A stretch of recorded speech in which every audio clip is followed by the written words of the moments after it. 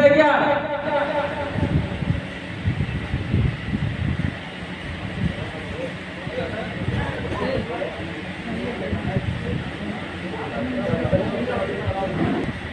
जय श्री महाकाल, हर हर महादेव। नमः पार्वती पते, हरे हरे महादेव, हरे हरे हरे हरे हरे हरे। हमारे राष्ट्रीय सनातन सेना भारत की राष्ट्रीय अध्यक्ष जी भगवती शुक्ला जी को मैं साधुवाद करती हूँ और राष्ट्रीय संयोजक संदीप महाकाल जी को भी मैं साधुवाद करती हूँ और राजा यादव जी, अंशु मौर्य जी,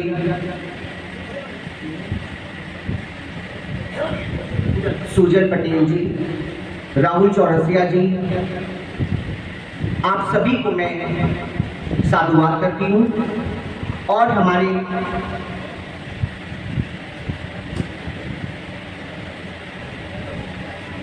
प्रदेश अध्यक्ष पवन गुप्ता जी, आपको भी मैं साधुवाद करती हूँ कि आपने इतना अच्छा ये आयोजन आज कैमूर जिले में रखा हुआ है और जितने भी यहाँ मंचासी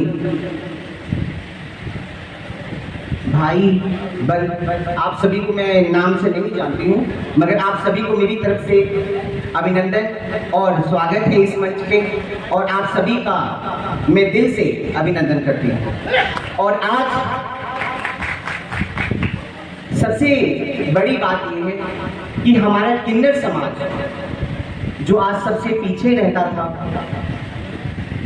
कि किन्नर समाज को लोग कहते क्या थे कि वो देखिए वो किन्नर जा रहे हैं, वो देखिए वो किन्नर जा रहे हैं,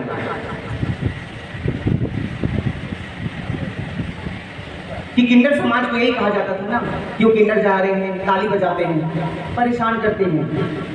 तो आज सबसे बड़ी बात ये है कि आज देखिए किन्नर समाज में लड़के झगड़ के चाहे कैसे भी अपना अधिकार अपना हक छीन के लिया, मगर आज वो एक मंच पे आपके सामने आज उपस्थित है और आज देखिए कि हम यहाँ पे हैं और आप लोग ताली बजा रहे हैं।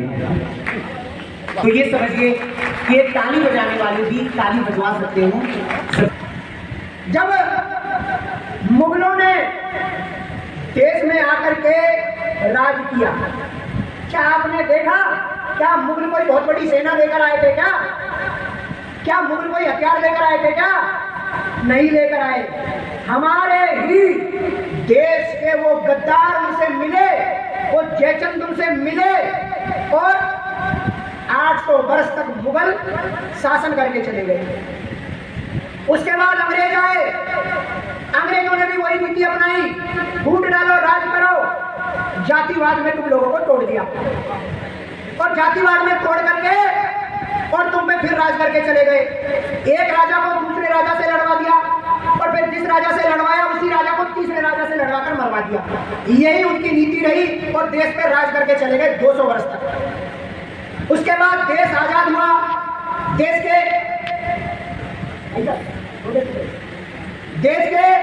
आजाद देश के पहले राष्ट्रपति डॉक्टर राजेंद्र प्रसाद, जो बेटा हमें बिहार में ही दिया था।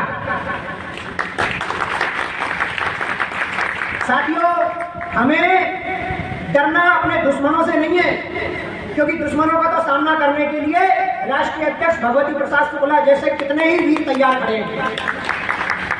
हमें हमारे घरों में पैदा हो रहे जयचंदों विभीषणों से बचना है, क्योंकि जब हमारे घर में विभीषण और जयचंद अगर पैदा हो गए तो मुझे लगता है कि घर को तोड़ने से फिर दुनिया की कोई ताकत नहीं है जो रोक पाए।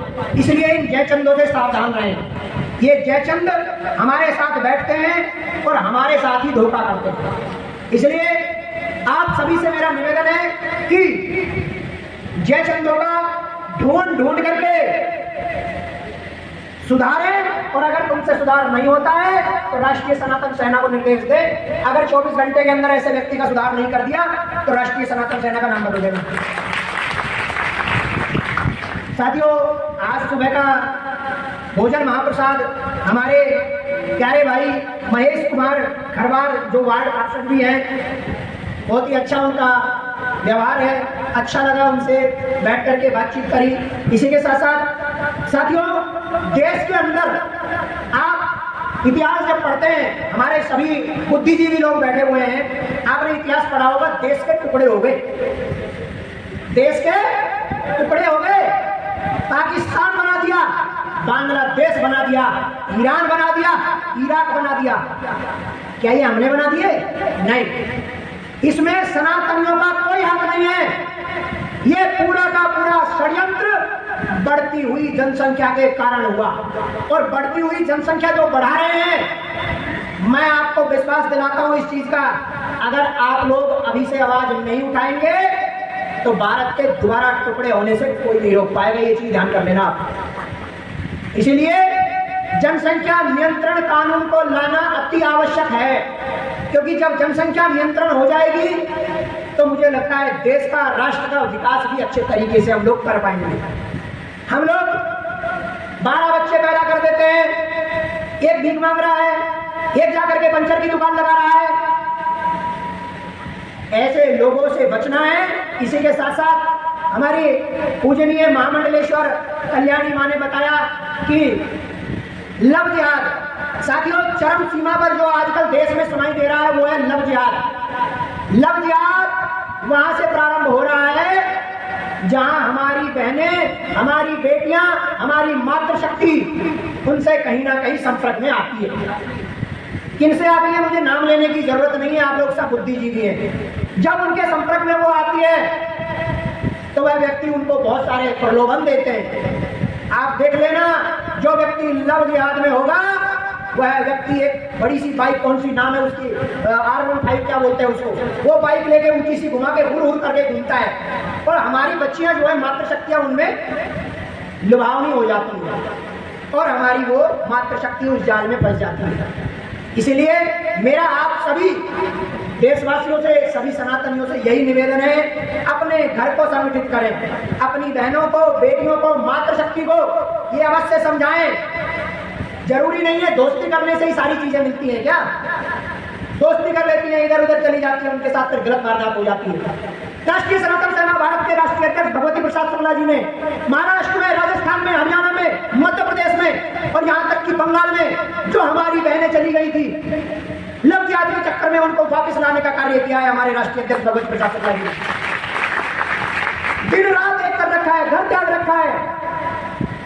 आप देखिए हमारे राष्ट्रीय अध्यक्ष ऐसे हैं जो हमारी कोई गरीब बहन है जिनको पढ़ने के लिए, अगर उनकी इच्छा है कि पढ़ना है तो उनको स्टडी कॉम्बो की व्यवस्था कराते हैं, उनके लिए खान पान की व्यवस्था कराते हैं। ऐसे हमारे राष्ट्रीय अध्यक्ष भगवती प्रसाद शुक्ला जी हैं।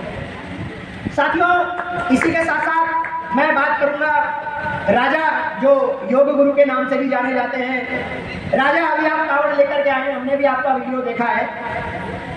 साथियों ध्यान से सुनना, बड़ी अच्छी बात बता रहा हूँ भाई। ए भैया आप बैठ जाइए आराम से। इसी के साथ साथ राजा अभी कावड़ लेकर के आए हैं। राजा भाई, मैं आपसे एक बात पूछना चाहूंगा, क्या वहां पर आपको भोले बोला गया या आपका नाम दिया गया? भोले बोला गया ना, कि भोले आ रहे हैं। साथियों, हमें तो राजा की जाति भी नहीं पता, कौन से वर्ण के हैं नहीं पता, लेकिन हमें इतना पता है कि जो भगवा धारण करके माँ गंगा का जल अपने कांधों पर लेकर के उस देवाधिदेव महादेव भोलेनाथ शंकर पर जल चढ़ाने के लिए, अपने माता पिता के लिए जल ले जाने के लिए पैदल यात्रा कर कर जा रहा है, वो हमारे लिए कोई जातिवाद नहीं है, वो हमारा भोला है, हमारे महादेव का कहीं ना कहीं उनके अंदर अंश है। जब शिविरों में आप जाते हैं, किसी भी व्यक्ति को नाम लेकर सोशल मीडिया पे कोई इंस्टाग्राम चला रहा है, कोई फेसबुक चला रहा है, कोई कहीं ना कहीं एक्टिव है, और हमारे यूट्यूब आवा तो पूरे देश में प्रचलित है। मैं इनसे भी निवेदन करूंगा कि आप अपने नाम के पीछे सनातन जरूर लगाएं, क्योंकि जब सनातन लगेगा तो विधर्मी के गले का कंठ सूख जाएगा। ये मेरा वादा है आपसे। साथियों, सोशल मीडिया से बच्चे को जरूर बचाना है, ध्यान दीजिएगा। आजकल माताएं हमारी क्या करती हैं, बेटा रोटी नहीं खा रहा है, ले मोबाइल ले ले, रोटी खा ले। भाई मोबाइल कोई सब्जी है या क्या है? मोबाइल जो इन चीजों का प्रमोशन करते हैं, कृपया ऐसी चीजों का प्रमोशन ना करें, चाहे वो कोई भी व्यक्ति है। अपने 2 पैसे के लालच में वो देश के व्यक्तियों को और परिवार को खराब करने का काम कर रहा है। ये मैं आपको दावे के साथ कह सकता हूं कि एक दिन ये घर घर में आकर के आपके बच्चे भी चलाएंगे और 10वीं 12वीं क्लास के बच्चे भी जुआ खेलने के लिए पैसा उधार लेंगे और अपनी नस्ल खराब कर बैठेंगे। इसलिए अपने बच्चों को भी सावधान आपको करना बहुत जरूरी है। साथियों, इसी के साथ साथ राष्ट्रीय सनातन सेना भारत, गौ माता, आपके सबके कान खड़े हो जाने चाहिए जब गौ माता का नाम आपके सामने आता है। साथियों, गौ माता हमारे सनातन की धरोहर है, हमारे सनातन की धरोहर है गौ माता। इसी के साथ साथ हमारा एक संकल्प होना चाहिए कि गौ माता सनातन धरोहर के साथ साथ संवैधानिक धरोहर भी बने, गौ माता राष्ट्र माता घोषित हो। ऐसा हम संकल्प एक एक घर से एक एक व्यक्ति लेना। साथियों, भगवान के द्वारा हमारा जन्म हुआ है और इसी के साथ साथ प्रकृति ने हमें, जब हम जन्म लेते हैं और मृत्यु तक जाते हैं, हवा लेते हैं, पानी लेते हैं, धूप लेते हैं, जल लेते हैं। साथियों, हम जब इन सभी को वापस करते हैं, जब हमारे शरीर को अग्नि में दाह किया जाता है तो हमें लकड़ियों की आवश्यकता होती है। इसलिए मेरा आप सभी से हाथ जोड़कर यही निवेदन है कि एक एक वृक्ष जरूर अपने जीवन में लगाएं। अगर एक एक वृक्ष, एक एक व्यक्ति भी संकल्प लेगा तो मुझे लगता है कि पृथ्वी को हरी भरी होने से कोई नहीं रोक सकता। पेड़ लगाना नहीं है, लगाने के साथ साथ 5 वर्ष तक उसकी सेवा करने का संकल्प लेना है, अन्यथा पेड़ लगाने की कोई जरूरत नहीं है। बहुत सारे लोग हैं जो 800 पौधारोपण कर दिया, 500 पौधारोपण कर दिया, उनमें से 4 पेड़ बचते हैं, सारे मर जाते हैं। कौन ध्यान दे रहा है उन पे? कोई नहीं। इसलिए एक ही पेड़ लगाओ, लेकिन उसका जीवन पर्यंत ध्यान रखने का संकल्प भी जरूर ले। यही मेरी एक प्रार्थना है आप सभी साथियों। मधुमक्खी का अगर छत्ता है, देखा होगा अपने गांव में लगे होते हैं मधुमक्खी के छत्ते, देखा है ना? अरे आवाज तो नहीं आ रही, देखा है ना? हाँ, तो बोलो ना, सो रहे हो क्या? मधुमक्खी का छत्ता होता है, जब उसमें हम उंगली डालते हैं तो सारी मधुमक्खियां एकदम टूट के पड़ती है, खा जाएंगे, हमारे शहद को खाने आ गया है। साथियों, अगर शहद जैसा मीठा स्वाद लेना है ना, शहद जैसा मीठा आनंद लेना है तो संगठित तो रहना होगा मधुमक्खी की तरह। साथियों, एक छोटा सा राई के समान बीज जब मां धरती अंकुरित करती है तो वो वट वृक्ष बनकर निकलता है। यही राष्ट्रीय सनातन सेना का काम है। ये एक राई की तरह फैल रही है, लेकिन पूरे विश्व भर में आने वाले समय में सनातन का डंका बजेगा, ये हम ऐलान कर रहे हैं आज यहां से। मगध, बिहार का पुराना नाम तो आपको पता ही होगा, मगध। इसी के साथ साथ साथियों, काफी समय मैंने आप लोगों का ले लिया है। मैं आप सबको धन्यवाद देता हूं कि आप सबने मेरी वाणी को सुना, मुझे सुना। और इसी के साथ साथ मां मुंडेश्वरी विराजमान, जहां पृथ्वी पर पहले बार मंदिर बना, पहला मंदिर पृथ्वी का मां मुंडेश्वरी में बना था, उसको नमन करते हुए एक जयकार घोष जो मां मुंडेश्वरी के चरणों से होती हुई और दिल्ली तक के कानों में जानी चाहिए। तो जयकार घोष लगाने के लिए तैयार हैं? 4 लोग तैयार हैं? तैयार हैं?